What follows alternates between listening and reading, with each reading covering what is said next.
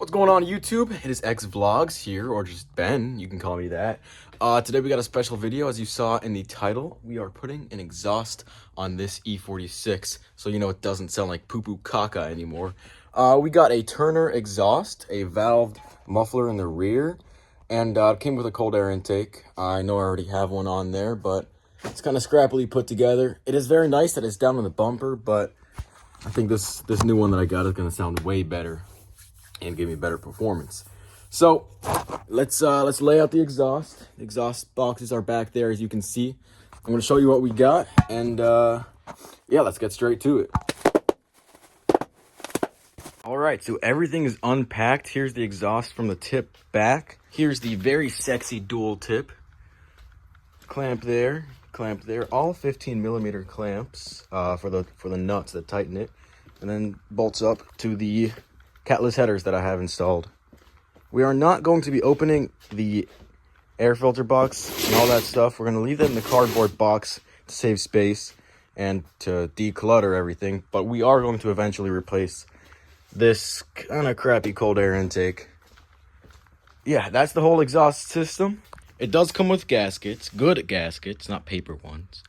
Hardware, which it looks like extra hardware, but I can't be too sure. Oh wait, 1 2 1 2 1 2 1 2. Oh, for the exhaust. Smart guy.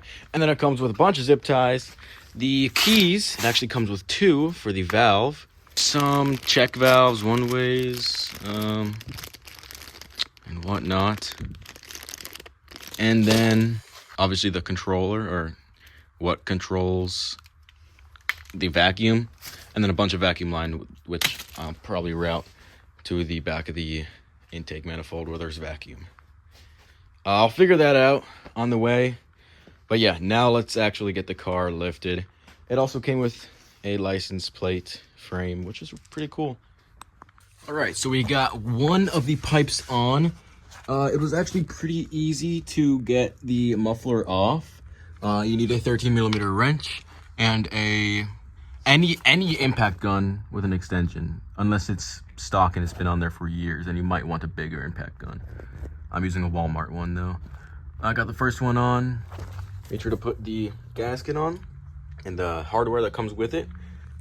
These are also 13s, so we're gonna be getting this one on now as well, and then fitting up the X pipe. All right, we are under the car. We got those header bolts, I guess, torqued down. We got the clamps torqued down. We got the cross brace sort of in. It's missing 2 bolts. I'm not sure where they went, but I can get replacements easily. I got the hangers, the rubber hangers, super easy. You gotta transfer them from the old muffler to the X pipe. And I got all the bolts in because, I don't know, maybe I feel like that's more important, even though this probably is, but who cares? Don't look at that. That's not safe. Use jack stands. But anyways, now we're going to get the rest of the exhaust on, which is just the dual pipe to single pipe, and then the tip, which I may need to buy hangers for that, but we'll find out once we get there.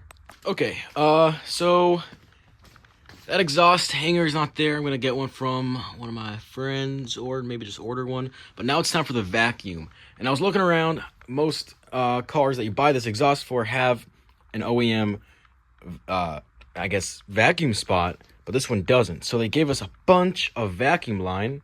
I looked on some threads, and they told me to tap it into the back of the intake manifold. Makes perfect sense. So I did back there. There's some caps. That big one you don't want to use, but you'll feel for a smaller one. Take that off, put it up through there. I put it up through right up there. I'm gonna zip tie it. Man, it's hard to get under this thing. Up through there. And I'm gonna zip tie it so it's secure. Run it all the way back into the solenoid. Based on the diagram, I mean, I can run it all the way back up through here, up through this little hole right there that I had to pull out that thing with some pliers. And then, yeah, then connect it to here, cut off some of it, and then connect some of the vacuum hose to here, run it through there into the vacuum valve. All right, here we have the finished product. So I just tapped into a 12 volt. First of all, I have my Snap-on multimeter here. It's very good to have a multimeter, and I'll show you exactly why. I'll actually show you me using it. First, I'm going to turn it on, then turn off, and turn on that so that it doesn't detect electromagnetic forces, or whatever the fuck it's called. So you put your positive on the positive, obviously, and then I wanted to find a ground, and so I was looking at all these bolts, and I found this one as a ground. Good, it's 12 volts. That's what you want. And then I was looking for a 12 volt power source, and I took out here, and I know that these brake lights turn on when the car's ignition is on. This one doesn't work, unfortunately, but this brake light turns on when the key is turned on. So here, I'll show you how I did it. I took the light bulb out, tucked it under the light bulb, and then put the light bulb back in so it's nice and snug. Put the ground wire right there, and then so for the vacuum lines, I had it cut in 3 pieces. 1 piece here, 1 piece from the vacuum source. This vacuum line going from here is going all the way to the rear of the manifold, and then there's one more line, this line right here, which is going to the exhaust valve. And yeah, now that it all works, you can hear the difference. So this is it closed. Came with 2 keys. You ready? That's it open. That was way better. There's probably an exhaust leak, and with the pops and bangs it's gonna sound weird, but with it open, oh, very nice, very nice. One thing I forgot to mention, when I was testing for a ground, I put it on there just so I could figure out where a ground actually is. When I was testing for a hot on wire, meaning there's 12 volts going to it when the key is turned on, I poked around at some wires, and I realized, well, my light bulbs are on when the car's on, so when the car is off, I'm getting no voltage to the lights, obviously. They're not on. When the car is on, I'm getting 12 volts to the light bulb. That is why I did what I did there. And then I just zip tied this. I gotta go ahead and zip tie the rest of the vacuum underneath the car, the vacuum lines underneath the car, so they're not, I don't know, flying around or hitting suspension parts. I tucked it up and over my suspension. Zip tied it to, I guess, those lines over there. You see those lines? Zip tied it there, and I'm gonna zip tie them across any other lines that I can. And you can see them all the way down there. Zip tie wherever I can. Zip tie is gonna be my best friend here. But yeah, that's the exhaust. It is very wet already. That's crazy.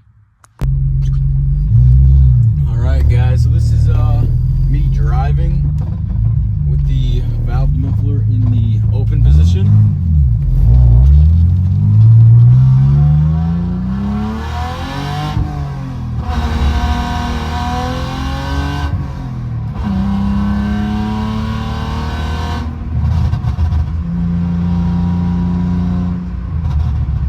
That's 45 miles per hour. Definitely not 70 or anything like that. That's in the open position.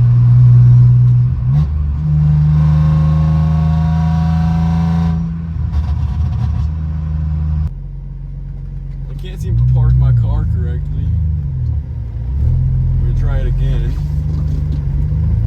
Struggles of having rear wheel drive and stuff.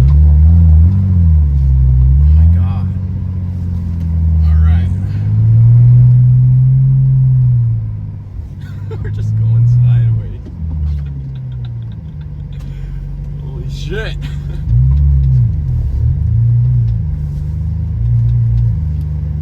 Alright, let's try it again. Ready?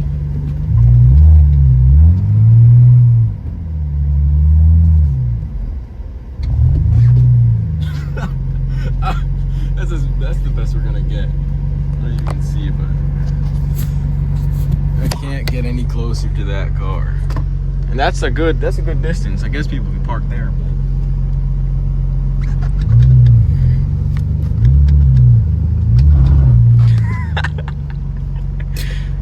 I can't park. All right, so that was the open position. Here's going to be the closed position. It's going to be a lot quieter.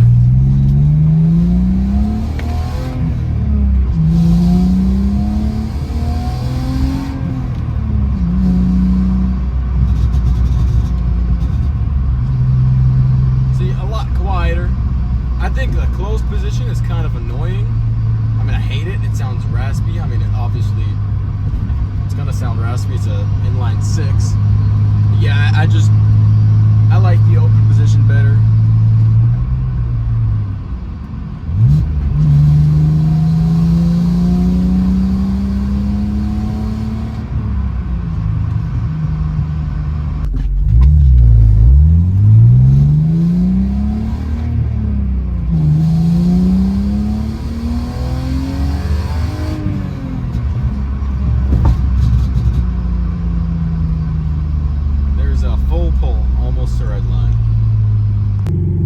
Alright, if you guys enjoyed that video, please feel free to give it a thumbs up and subscribe if you want to see more of this e46.